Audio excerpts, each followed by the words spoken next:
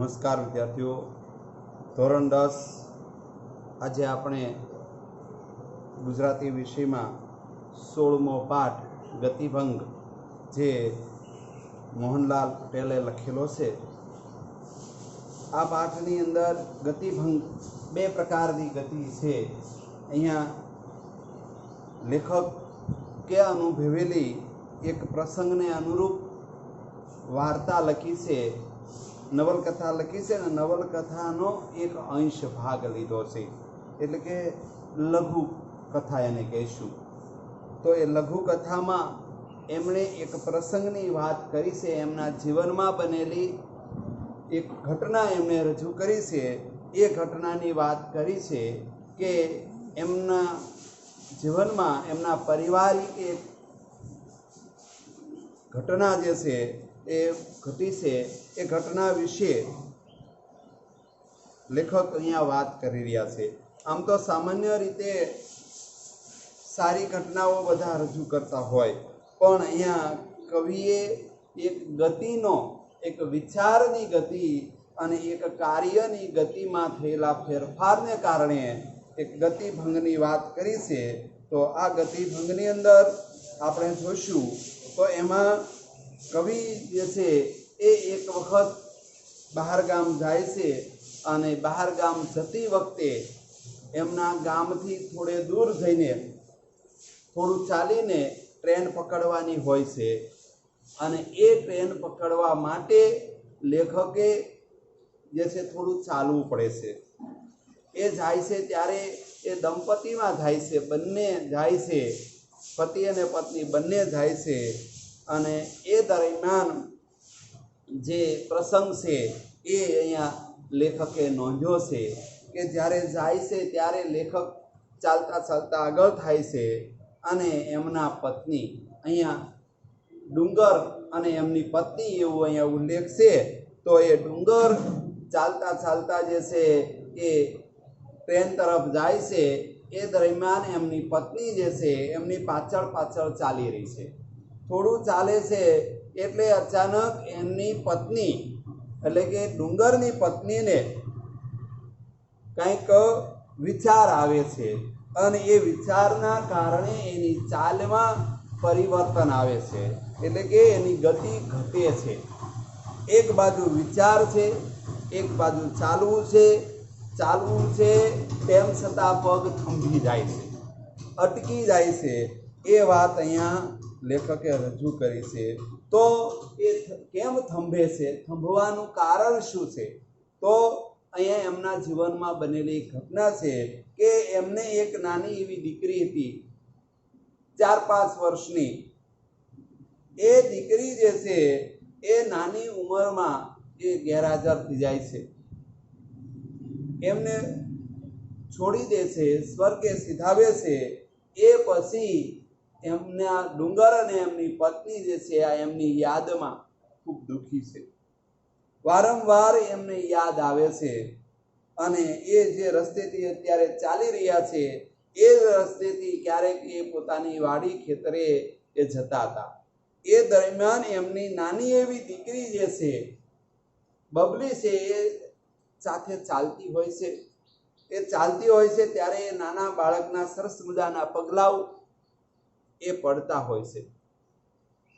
એ પગલાઓ પડવાના કારણે એ જોવે છે, અને એને ખ્યાલ આવે છે કે આ મારી દીકરીની પગલીઓ, પણ વાસ્તવમાં તો એ પગલીઓ નહોતી, એ તો પગલીઓ ઘણા સમયથી વીતી ગઈ છે, પણ એના સ્મૃતિપટમાં, એના વિચારોમાં આજે એ બબલી જે છે આવી ગઈ છે। બબલીની યાદ આવતા ચાલવું છે, પણ ચાલવાની ગતિ ઘટે છે। એક બાજુ એનો વિચાર જે છે એ મંદ થાય છે, જ્યાં બહાર ગામ જવાનું છે એ જવા વિશેનો વિચાર છે એ એમનો તૂટી જાય છે, અને એના કારણે એમની ચાલવાની ગતિ ઘટે, વિચારની ગતિ ઘટે। અહીંયા દુઃખદ વિયોગ જે છે એ રજૂ થાય છે। તો આ દુઃખદ વિયોગ કેવા પ્રકારનો છે એની વાત જે છે એ મોહનલાલ પટેલે કરી છે। તો એ પહેલા આપણે લેખક પરિચય જોઈ લઈએ કે લેખકે જે છે આ પાઠની અંદર જે વાત કરી છે ત્યારે એમને જે છે એમના વિશેનો પરિચય એ પણ આપણી પાસે હોવો જોઈએ. એ પોતે વ્યવસાય શિક્ષક હતા, મોહનલાલ ભાઈદાસ પટેલ. તેઓ મૂળ વતની જે છે એ ઉત્તર ગુજરાતનું પાટણ એમનું છે અને વર્ષો સુધી એમણે શિક્ષણ કાર્ય કર્યું છે. હાલ તેઓ નિવૃત્ત છે, જીવંત છે. એમનો જન્મ 30/4/1927 થયો છે. આજે પણ એ સેવા નિવૃત્ત કાર્ય કરે છે, કંઈક લખવાનું, સાહિત્યનું કામ કરી રહ્યા છે. તો એમણે જે લખ્યા છે એ લઘુ કથાઓ, જો અહીંયા મેં બોર્ડ પર લખી છે, પ્રત્યાલંબન, ઝાકળમાં સૂરજ ઉગે, આ બંને એમની લઘુ કથાઓ છે. ખાસ તમે યાદ રાખજો. જો લઘુ કથાઓ એટલે શું, તો કે નવલકથાનો એક અંશ. નવલકથા એટલે શું, તો કે નાયક અને નાયિકાના જીવનનો આખું વૃત્તાંત લખે અને એ વૃત્તાંતનો એકાદ પ્રસંગ એટલે લઘુ કથા, અથવા એને ટૂંકી વાર્તા પણ તમે કહી શકો. બરાબર. એમને વિકલ્પ નામની એમની જે લઘુ કથા લખી છે, નવલકથા, એની અંદરથી એક લઘુ કથા લેવામાં આવી છે. એમનું નામ છે ગતિભંગ. બરોબર. મોહનલાલ પટેલ એ એમનું મૂળ નામ છે અને લઘુ કથા એ આપણો સાહિત્ય પ્રકાર છે અને સંદર્ભ જે છે એ વિકલ્પ છે. આ ખાસ તમે યાદ રાખજો. આ ઉપરાંત એમણે નવલકથાઓ પણ લખી છે, બંધન, ડેડ એન્ડ, હાસ્યમર્મર અને લાસન. આ એમની નવલકથાઓ છે, ખાસ તમે યાદ રાખજો. આ ઉપરાંત એમણે કેટલાક પુસ્તકોનો અનુવાદ કર્યું છે. એમાંનું એક પુસ્તક જો અહીંયા મોપાસાની શ્રેષ્ઠ વાર્તાઓ, એમાં એમણે જે છે બીજાએ લખ્યું છે બીજી ભાષામાં, એમાંથી અનુવાદ કરીને લખ્યું છે. સરસ મજાની વાર્તાઓ એમાં મૂકી છે. અને એક પ્રવાસ ગ્રંથ પણ એમણે લખ્યો છે પોતાના જીવનનો. તો એમાં એનું નામ છે ગુડ મોર્નિંગ અમેરિકા. બરાબર. તો આ એમણે લખેલા પુસ્તકોની વાત થઈ. તો આ કથા સાહિત્યમાં લઘુ સ્વરૂપ, જો અહીંયા ખાસ લઘુ સ્વરૂપ વધારે આમાં અસરકારક હોય. દરેક વ્યક્તિને કંઈક ને કંઈક રીતે એ અસર કરતું હોય એવું કંઈ સાહિત્ય તો એ લઘુ કથા સ્વરૂપ છે. એટલે ખાસ એ મહત્વનું છે. લઘુ કથામાં માનવ જીવનની અમુક ક્ષણ થોડીક વાત કરી છે. અહીંયા તમે જોશો પાઠ નાનો એવો છે, પણ એમના જીવનને, એમના હૃદયને કંપાવી દે એવો એક પ્રસંગ છે. અને જેમના જેમના જીવનમાં આવા પ્રસંગો બન્યા છે એવા દરેક લોકોને ભાવુક બનાવી દે, ભાવાર્દ્ર વેશમાં લાવી દે એવા પાઠ છે. કારણ કે અહીંયા ભલે પ્રસંગ માત્ર એક જવાનો છે, ટ્રેન સુધી જાય છે એમનો જ ઘરથી ટ્રેને પહોંચવા સુધીનો પ્રસંગ, એ દરમિયાન એક ક્ષણ જે એને વિચાર આવ્યો છે, પોતાની દીકરીની યાદ આવે છે અને એ યાદમાં એમને બધો જ વિચાર ખોવાઈ જાય છે. એક જ વિચાર ઉપર બંને જણા છે, એટલે પતિ પત્ની બંને છે. અહીંયા ડુંગર અને એમની પત્ની બંને છે. એ તેમ છતાં અહીંયા આ સરસ મજાનો પ્રસંગ છે, પણ એ કરુણ પ્રસંગ છે, એટલે કરુણ રસ છે. તો એ આ વિશે આપણે આજે અભ્યાસ કરીશું. પાઠ નાનો એવો છે, એક જ પેજ, આમ તો એક પેજનો પણ નથી, અડધા પેજનો માત્ર પાઠ, પણ માત્ર એમાંથી આપણે વિચાર લેવાનો છે. આપણે માનવ છીએ ને, તો માનવને કંઈક સંવેદનાઓ થવી જોઈએ. તો આ વ્યક્તિ પાત્રની અંદર સંવેદનાઓ છે કે કેમ, એમની તપાસ કરવામાં આવે છે. અને એ સંવેદનાનો અહીંયા પાઠ છે. ભાવુક બનાવ્યા છે, લાગણીશીલ બનાવ્યા છે. પોતાના પ્રિયજનો, પોતાના પરિવારજનો સાથે સ્નેહભાવ હોય છે અને એ સ્નેહભાવ જે છે એ છૂટી જાય છે ત્યારે માણસ કેવો ગતિભંગ થઈ જાય છે એની અહીંયા વાત કરી છે. તો અહીંયા વાતની શરૂઆત થાય છે ત્યારે એ રાજપુર સ્ટેશનથી ગાડી પકડવા આ બંને એટલે કે ડુંગર અને એમની પત્ની બંને જે છે એ જઈ રહ્યા હતા અને એ જવા માટે ઊભા માર્ગે ચાલી રહ્યા છે. તો અહીંયા એક એક શબ્દ તમે ઊભા માર્ગે, માર્ગ ઊભો ન હોય, માર્ગ પર ચાલી રહ્યા છે એમ પણ કહીએ. પણ અહીંયા આ સાહિત્યનું સ્વરૂપ છે લઘુકથા, એટલે એક એક શબ્દ છે ને એ ભાર અને સમજવા માટે મૂકેલો છે. ઝડપભેર, ઝડપથી નહીં પણ ઝડપભેર શબ્દ, ઝડપભેર જઈ રહ્યા છે. પત્નીનો પાછળ પાછળ આવવાનો અણસાર સંકેત છે કે પાછળ પાછળ આવે છે. થોડોક અવાજ થાય છે, ધીરે ધીરે એ પણ એમની પાછળ આવી રહી છે એવી વાત ડુંગર કરે છે. બરોબર, કારણ કે અહીંયા બે પાત્રો છે, ડુંગર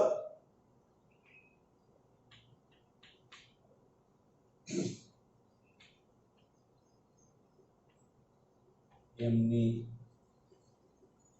પત્ની અને બબલી, બબલી એ એમની દીકરી છે. તો આ ત્રણ પાત્રો અહીંયા કેન્દ્ર સ્થાને છે અને એ ત્રણ પાત્રોને ધ્યાનમાં લઈ અને આ પાઠ લખ્યો છે.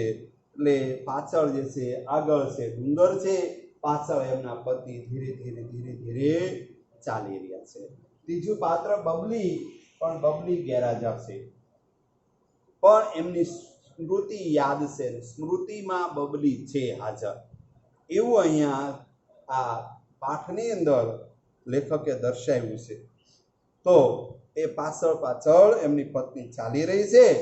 પત્ની રસ્તા પર નજર ફેરવતી ધીમી પડી રહી છે. શું ખોળે છે, શું શોધે છે, ગોતે છે શું, એમ અહીંયા કહે છે. જો અહીંયા તો ખોળવું શબ્દ આપણે સામાન્ય રીતે ખોળવું, ખોળે છે શું, શું ગોતે છે, શોધવું, એવો ખરેખર શબ્દ છે. પણ અહીંયા એમના વિસ્તારમાં કેટલાક શબ્દો છે ને એ પ્રાદેશિક એમના વિસ્તાર પ્રમાણે બોલાતા હોય છે, એટલે અહીંયા એ ખોળે છે એમ લખ્યું છે. એટલે ખરેખર શોધે છે. તું શું શોધે છો, એમ એમના પતિ એમની પત્નીને કહે છે. કઈ નહીં, પત્નીએ જવાબ આપ્યો ને ઝડપથી પગ ઉપાડવા પ્રયત્ન કર્યો. થોડા ડગલા ચાલ્યા પછી વળી એનો વેગ મંદ પડી ગયો, પાછી ગતિ ધીરી થઈ, કારણ કે એ કંઈક વિચારમાં ખોવાઈ ગઈ. શોધતી હતી તો એ કંઈક વસ્તુ નહોતી શોધતી, પણ એમના પ્રિયજનોની પ્રીતિ જે છે, લાગણી છે, એ શોધી રહી હતી, એમાં એ ખોવાયેલી હતી. આમ ગાંડાની માફક અડવડિયા, અડવડિયા એટલે કે એમ ગોથા ધીરે ધીરે હાલે છે, પણ એ માત્ર પગ એમનું કામ કરે છે, વિચારો કંઈક બીજે છે. એના કારણે રસ્તામાં શું આવે છે ને એ કેટલીક વખત દેખાતું નથી, અને ન દેખાવાના કારણે એ ગથોલિયા ખાય, લથડિયા ખાય. એને અહીંયા શબ્દ વાપર્યો છે અડવડિયું. શું ખાય છે? ડુંગર ગુસ્સે થયો, કારણ કે એમને ખબર હતી લેખકને, તેમ છતાં આ લાગણીશીલ અને ભાવાવેશમાંથી બહાર લાવવા માટે લેખક જે છે એ એમની પત્નીને ખીજાય છે. દિવસ આથમવા આવ્યો, આમ કર્યા કરીશું તો રસ્તામાં જ અંધારું થઈ જશે, કાં તો આપણે જઈ શક્યું કાં તો નહીં જઈ શકીએ, એટલે તું ઝડપથી ચાલવાનું રાખ, જેથી કરીને આપણને સમયસર ટ્રેન મળી જાય અને ટ્રેનમાં બેસીને આપણે જ્યાં જવાનું છે ત્યાં જઈ શકીએ. પાછો ફરીને ડુંગર પાસે આવ્યો. એટલે પત્ની એમને જવાબ આપે છે. પત્ની થોડા ડગલા આગળ ચાલી, પણ પછી એ પાછી બેસી પડી, એનાથી ચલાણું નહીં, બેસી ગઈ. એટલે લેખક જે છે, ડુંગર જે છે એ પાછા આવે છે. તે આજે ધાર્યું છે શું, ગાડી ચૂકી જઈશું તો નહીં ઘરના કે નહીં ઘાટના, એવી દશા થશે. અહીંયા નહીં ઘરના કે નહીં ઘાટના, એક બાજુ નહીં તો આપણે આપણા ઘરે રહી શકીએ અને નહીં આપણે જ્યાં જવાનું છે ત્યાં જઈ શકીએ. એટલે એકેના નહીં રહીએ, ક્યાં રહેશું? રસ્તામાં રહેશું. માટે તું ઝડપથી ચાલ તો આપણે ત્યાં પહોંચી જઈએ. પત્ની શું બોલી? કશું બોલી જ નહીં. ભાવાદ્ર બનીને એ તો નજરની પીંછીને ધૂળ ઉપર પસવારી રહી હતી. જોયું? એ બોલ્યું. આ જોયું તમે? દર્શાવે છે, બતાવે છે. આ જોયું તમે શું છે? શું? મને તો કંઈ દેખાતું નથી. બતાવે છે, જમીનની અંદર બતાવે છે. પત્ની આંગળીઓનો છેડો છેક જમીન તરફ લઈ જાય છે. એક ઘાટેલી પગલીની છાપ એ બતાવતી હતી. પગલાની છાપ જે છે બતાવતી હતી. આપણી બબલીની જ પગલીઓ જાણે. હું તો ક્યારની આ પગલીઓ જોયા જ કરતી આવું છું. બરોબર એ જ પગલું આંગળાની બોર જેવી એકદમ એની જેવી સાપ, નાની બોરની જેવી સાપ, નાની આંગળીઓની, અને એવી સાપ વાહ લેખકને પણ ભાવાવેશમાં લાવી દે છે, અથવા એ પોતે આવી જાય છે, લાગણીશીલ બની જાય છે. એમને પણ એમની બબલીની યાદ આવવા લાગે છે. ગાંડી, એવા પગલાં તો ઘણાય હોય. લે ચાલ, મોડું થશે. બાળકના પગલાંની સાપ જોઈ મૃત સંતાનની સ્મૃતિથી હાલી ઉઠેલી ડગી ગયેલી પત્ની પ્રત્યે સહાનુભૂતિના બોલ પતિએ કાઢ્યો ને એ વિચારમાંથી બહાર લાવવા એક ગતિ તોડી છે. અને એમને જ્યાં જવાનું સ્થળની એ ગતિ તોડી છે, વિચારોની ગતિ તોડી છે ને, ત્યારે એ કહે છે. પત્ની બેસી જ રહી. એ બોલી, ખેતરે જતા અને આવતા આગળ આગળ દોડી જતી બબલીની પગલીઓ મારે અહીંયા જડાઈ ગઈ છે. હજી જડાઈ જવું એટલે કાયમી થઈ ગઈ, યાદ રહી, એ વિખૂટી થતી નથી. એ બબલી મને યાદ આવે છે. એ દોડતી બબલી અને એમની પડતી પગલીઓ આજે મને દેખાય છે. પગલીના બીબામાં પત્નીની નજર ઢળી હતી. એ પગલાની અંદર એમને લાગતું હતું કે આ મારી દીકરીની પગલીઓ છે. એટલે એમને એ દીકરી દેખાતી હતી. ત્યાં ડુંગર એકવાર પત્નીને ના મુખ સામે જોઈ રહ્યા અને પછી પોતાની નજર ગગનના કોઈ માર્ગ તરફ વાળી દીધી. એમની લાગણી, સંવેદનાઓ, માતાની સંવેદનાઓ જે છે એમને એમના દર્શન થયા. અને એ દર્શનથી આખરે લેખક પણ પીગળી ગયા. એટલે કે એ પણ લાગણીશીલ બની ગયા, ભાવાવેશમાં આવી ગયા. બંને જણ એ સ્થિર થઈ ગયા. અને બંને જે છે હવે બંનેને પોતાની દીકરીની યાદો સતાવે છે, દુઃખ પહોંચાડે છે. અને એ દુઃખી ભાવથી એ કરુણ બની જાય છે. એકદમ લાકડીના ટેકે ગગન તરફ જોઈ મોં કરીને ઉભા રહી ગયેલા પતિને જોઈને પત્ની સાવધ થઈ ગઈ. એને ખબર પડી ગઈ કે આ લેખક પણ લાગણીશીલ થઈ ગયા. એને પણ એમની દીકરીની યાદો સતાવવા લાગી છે. એટલે પછી એમને એ લાગણીમાંથી ભાવાવેશમાંથી બહાર લાવવા માટે એ એમની પત્ની બોલી, લ્યો હેંડો, હવે પગ ઉપાડો, ઝટ ગાડી ચૂકી જઈશું. ઇતર પાસે આપણે ગાડી ચૂકી જઈશું, ઝટ ચાલો આપણે. અને બંને જણ વળી પાછા બમણા વેગથી ચાલવાનું માંડ્યું.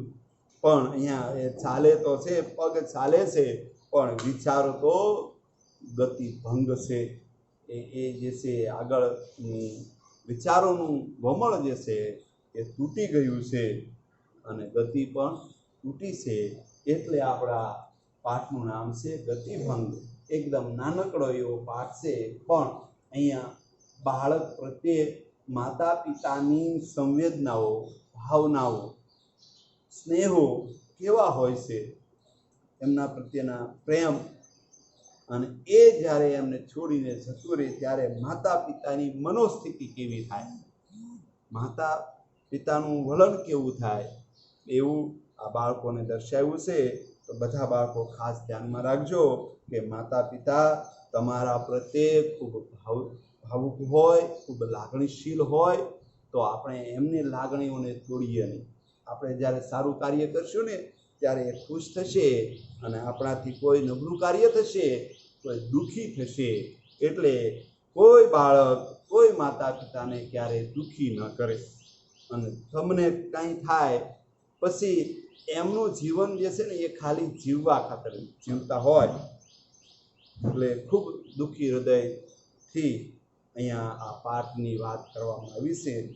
તો દરેક બાળકો જે છે એ ખાસ માતા પિતાની લાગણીઓને સમજે, એમને ક્યારેય વિયોગ કે દુઃખી ન કરે એવો અહીંયા આ પાઠમાં સંદેશ છે. હવે આપણે જો એમના શબ્દો છે જોઈ લઈશું આપણે કે અણસા તો ઈશારો, સંકેત, આથમવું તો અસ્ત પામવું, આથમવાનો સમય થાય, વેગ ગતિ અને ઝડપ, દશા તો સ્થિતિ અને હાલત, સાવધ તો હોશિયાર, સ્મૃતિ તો સંસ્મરણો, ભાવાર્થ તો ભાવ વિભોર, પછી અડવડિયું તો લથડિયું અથવા અડબડિયું એવો શબ્દ પ્રયોગ પણ થાય છે. ખાસ ધ્યાન રાખજો. આ પાઠમાં મુખ્ય 3 પાત્રો કેન્દ્ર સ્થાને છે: ડુંગર, એમની પત્ની અને બબલી.